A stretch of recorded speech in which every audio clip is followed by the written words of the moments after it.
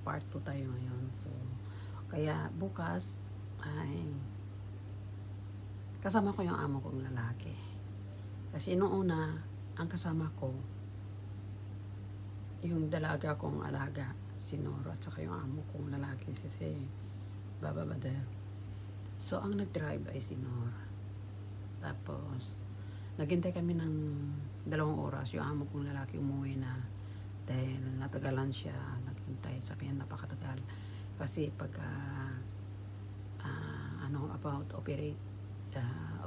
about operation na ay talagang intayin mo yung schedule mo.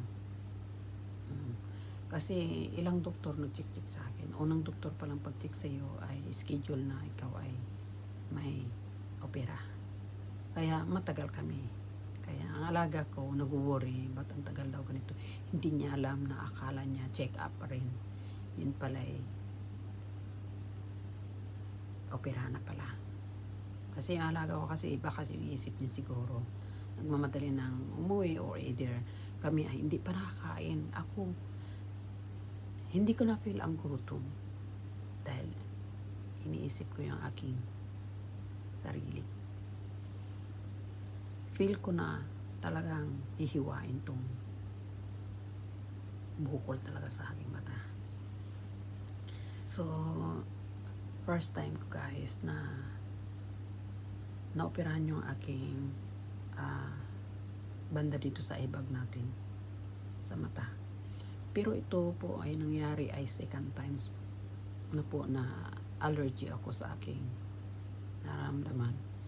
Kasi first time siguro 5 years ago. Siguro 3 years or 5 years ago. 3 years ago na. Yes, ata. 3 years ago kasi before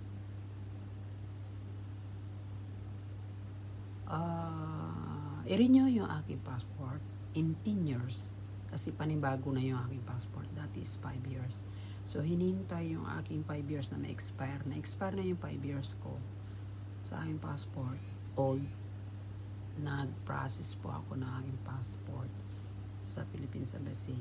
Yun po ang nangyari.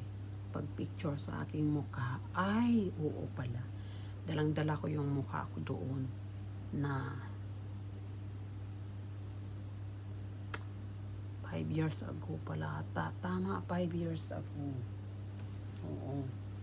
Yung picture doon sa aking passport. Tama, grabe ang tagal. So, dala-dala ko yung mukha ko na may purple dito sa gilid na picturean ako. Akala ng iba ay nabugbog ako ng aking amo. Sabi ko, ay itong mata ko ay nadapuan ng insect. Kaya nag-purple at na-infection. Then, siguro mga 3 days to 4 days, nakita naman ng aking alaga, ng aking amo, ba't pinatagal pa, lumala. Diyos ko, dumating dito. Same nitong nahiwa. Dito siya, lumaki ang bukol. Lumabas na talaga yung puti sa aking balat. Yung bukol niya nag-form na hawakan mo, may na-na na. So, dinala ako sa ibang klaseng clinic. Pagtingin ng lalaki, pagtingin ng doktor, ay needle ang ginamit. Dagong. Tinusok lang kasi, umulbo na talaga. Na ilahang araw, 4 days, 5 days, bago ako dinala sa doktor. Ano pa yan, mahilig sila sa late. So, pangalawa ngayon, sabi ko, ayaw ko ng late. Ayaw ko nang maging maglala na tulad noon na sabi ko. Kasi yung first time, nangyari sa akin, sa hangin, pumasok yung maliit na insect sa mata ko. Ang hirap na siya ilabas, ang hirap. Mati na sa loob. Gusto ko siyang ilabas pero hindi na siya makita. So, yun, nagkalat na siguro yung dumi niya sa loob. Doon nag-umpisa ang virus sa aking mata. yung insect na pumasok sa aking mata. So ito, siguro 6 years ago. Sabihin na lang natin kasi nung last that time. Basta kay, yun sa passport ko, dalandala ko sa passport ko is 5 years. Talagang yun ang mukha ng passport ko doon na daladala ko. Yung mukha ko sa passport ko doon ay yung yung kalahati niya maliit na nag-red na talagang parang sinuntok ka. Sabi na nagpa-picture sa akin sa may Philippines Embassy, sabi niya, maganda yan, may souvenir ka. Sabi ko, hindi po ito binubog. Sabi ko na, chimpo na pag-process ng passport ko, sabi ko, nako, talagang para kang binubog. So yun, natapos na yung hinintay ko, natapos yung 5 taon ng dala kong passport na yun, dun sa mukha ko na yun, may black eye. Ito ngayon, sabihin ko na lang basta, natapos na yun, pass na yun 3 years ago. Kasi nakauwi ako sa Pilipinas vacation, saka bumalik. Tapos after ng 2 taon, umuwi sa Pilipinas din. 3 taon na naman, umuwi ng Pilipinas, then bumalik. So, nakailang, basta sabihin ko na lang na 6 years ago. Ngayon, bago bumalik. Dahil lang sa sobrang lagnat ko, natrangkaso lang ako. Yun ang pong dahilan. Sa sobrang trangkaso, lagnat ay hindi po, sabihin na natin, hindi po nakasingaw yung lagnat mo. Kahit man ang mag-utot ka, wala. Oo, parang hindi alam kung saan ba siya ay lalabas. Kaya, sakit ng ulo mo, na parang puputok. Guys, mayroong lagnat na hindi normal, as in talagang parang puputok yun talaga yung sakit ng ulo mo. Yung dito mo masakit talaga na gusto mong, ay, naku, ang sarap talaga. Kahit anong hilot-hilot niya na, hindi mamatay yung virus sa loob ng katawan mo. Sasakit at sasakit talaga yung ulo mo. Kasi pag sumakit yung mata mo, or sumakit yung ulo mo, di ba? Pag sumakit yung ulo mo, kasi iisa lang yan sila. Nagkukunik yan sa mata. Pag sumasakit yung ulo natin, di ba? Lumuluha. Pag sumakit yung ulo natin, di ba? Galing talaga yan sa sakit ng ulo natin, lagnat. Ganon. Yun talaga ang nangyari sa akin last week. Kaya, ito na, yung medyo okay na kahapon, ay, nung isang araw, ay, nang naoperahan na yung mata ko. So, ito yung picture natin na ako yung naopera na. Then pagtapos na naopera na, ay bumalik kami ng doktor. Yung mga papers dito, nandito, dala-dala ko. So,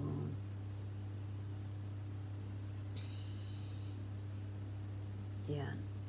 So, yung isa kong mata na rin din itong isa, ay normal lang po yan. Nilagyan din, bago na operahan, nilagyan mo na siya ng kung ano pong nilagay dito na gamot. Inuna yung normal, nilagay yung gamot saka bago dito para hindi madama yung isa. So, yung kulay niya parang yellow-orange yung nilagay na drop sa yung mata. So, pagtapos nito, naoperahan na ako, guys. Guys, nakakaloka guys, no? Pag naoperahan tayo, no? Guys, ayan. Hindi sinabi sa akin kung ano ba lasing pa-opera. Basta naka-ready ang mga injection, naka-ready ang mga, nako. Dito, ayan, Abang naghintay ako sa 4 na oras, nararamdaman ko yung laki niya. Ayan na siya, ayan guys, yan, biglang lumaki talaga sa as in. Laki. Diba? Titigan natin para, ayan guys. Oh, yan.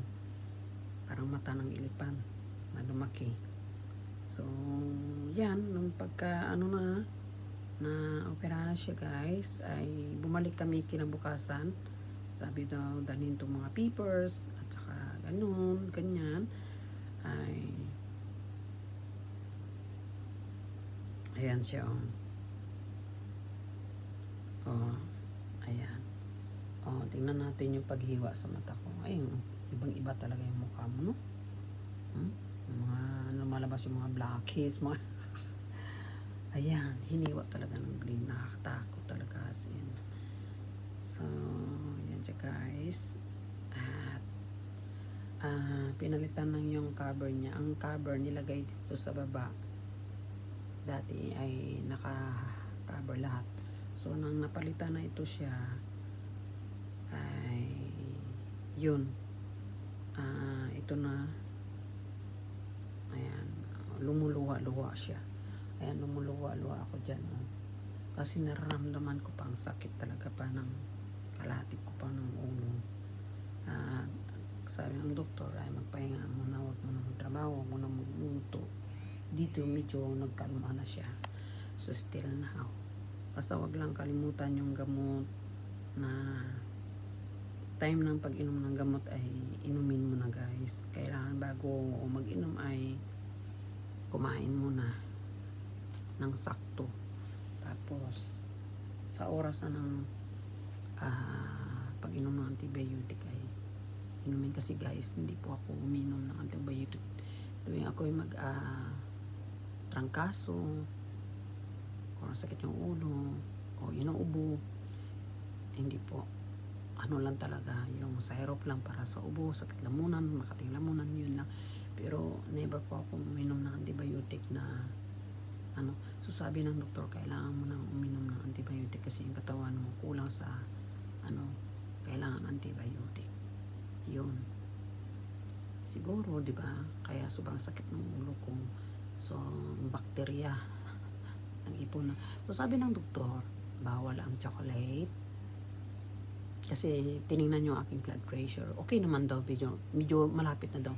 So iwas lang daw sa chocolate, kape, at saka soy sauce, mga alat-alat. Ayun po. Pero ako guys, how many years na never na po ako umiinom ng kape. Nag-stop na po ako yan kasi hindi maganda yung kape. Nakaka-nervous at saka maano talaga sa puso natin yan. Kaya guys, ay